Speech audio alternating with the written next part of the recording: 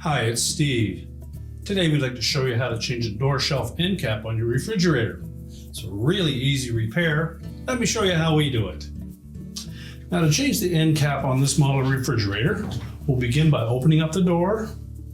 We'll remove any items that are on that particular shelf. If the end cap is still attached, we simply need to lift away the tab that attaches it to the door liner. Simply lift up on it, pull it forward. You only need to take off one end if you only have one that's damaged. Simply slide it off the end of the shelf rail. Line up the new one. Make sure it fits firmly into that end cap.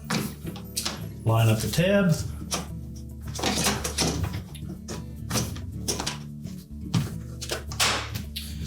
Press it onto the liner until it snaps in place.